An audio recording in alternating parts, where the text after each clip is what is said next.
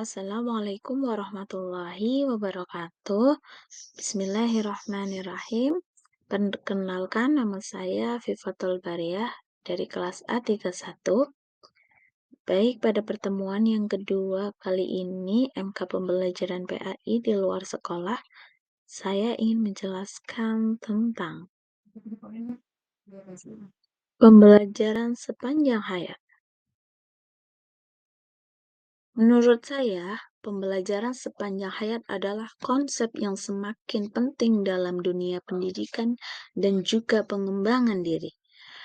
Konsep ini juga menekankan bahwa proses belajar tidak terbatas pada usia tertentu atau pada institusi pendidikan formal, tetapi juga merupakan perjalanan yang berlangsung sepanjang hidup.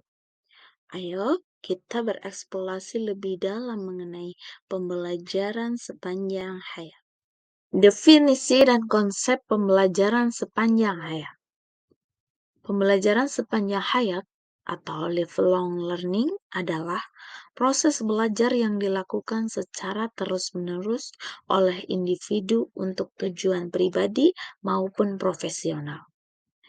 Ini juga mencangkup berbagai bentuk pembelajaran, baik itu formal maupun informal, dan dapat terjadi juga di berbagai lingkungan, seperti di tempat kerja, komunitas, atau bahkan dalam kehidupan sehari-hari.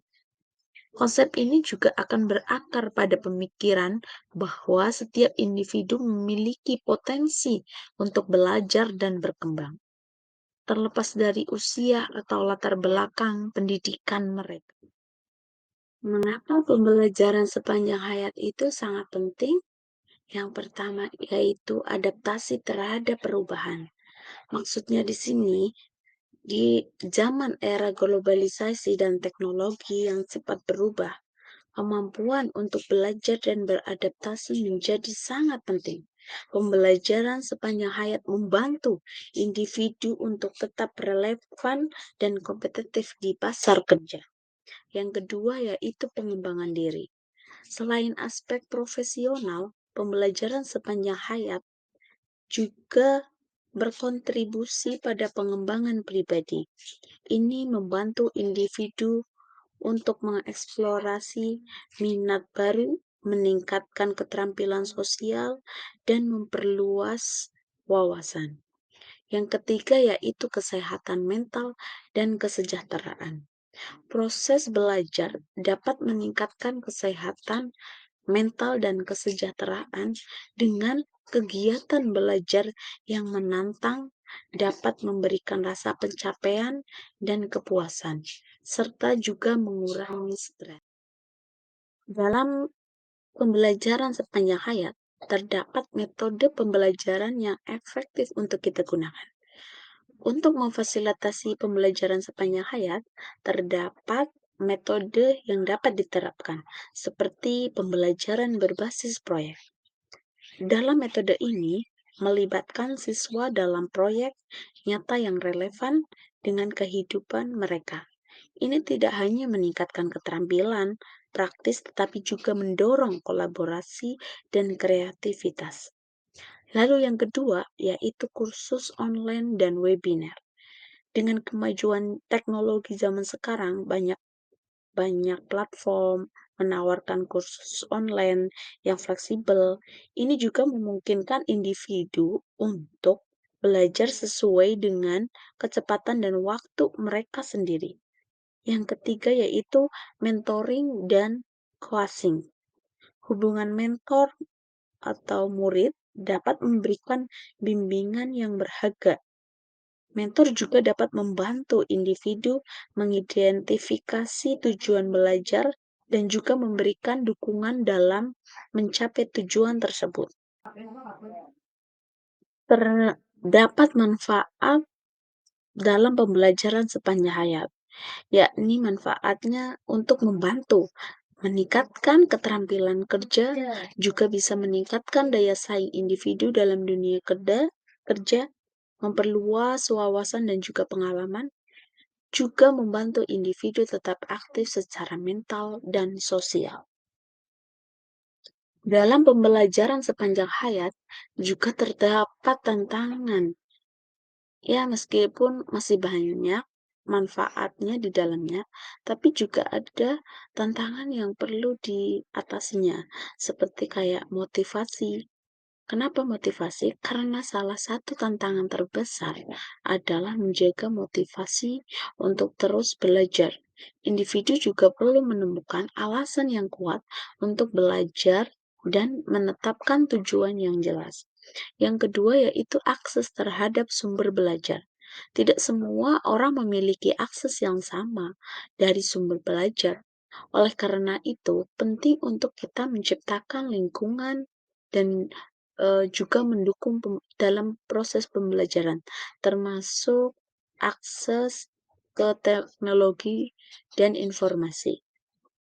Lalu yang ketiga yaitu keseimbangan waktu. Dalam kehidupan yang zaman sekarang yang sibuk, super sibuk, menemukan waktu untuk belajar bisa menjadi sangat sulit. Individu perlu mengatur waktu mereka dengan bijak untuk memasukkan kegiatan belajar dalam rutinitas harian mereka. Untuk membangun kebiasaan belajar yang berkelanjutan, berikut terdapat beberapa langkah yang dapat kita ambil, yakni pertama, tetapkan tujuan belajar yang jelas. Maksudnya, menentukan apa yang kita ingin dipelajari dan mengapa itu sangat penting untuk menjaga fokus dan motivasi. Yang kedua, yaitu jadwalkan waktu untuk belajar. Mengalokasikan waktu khusus dalam jadwal harian atau mingguan untuk kegiatan belajar dapat membantu menjadikannya sebagai kebiasaan. Yang ketiga yaitu refleksi atau evaluasi. Luangkan waktu kita untuk merefleksikan apa yang telah kita pelajari dan bagaimana penerapannya dalam kehidupan sehari-hari. Ini sangat membantu kita memperkuat pembelajaran dan juga mengidentifikasi area yang perlu juga ditingkatkan. Jadi, dapat kita simpulkan, pembelajaran sepanjang hayat adalah kunci untuk menghadapi tantangan di dunia yang terus berubah sangat. Dengan memahami konsep ini dan menerapkan metode yang efektif, individu dapat terus berkembang dan beradaptasi. Mari kita jadikan pembelajaran sebagai bagian integral dari kehidupan kita, sehingga kita dapat mencapai potensi penuh kita dan berkontribusi positif kepada masyarakat. Pembelajaran tidak hanya tentang mengumpulkan informasi, tetapi juga tentang mengembangkan diri dan membangun masa depan yang lebih baik dari yang mungkin hanya itu yang bisa dapat saya sampaikan. Semoga bermanfaat untuk kalian semua. Terima kasih. Assalamualaikum warahmatullahi wabarakatuh.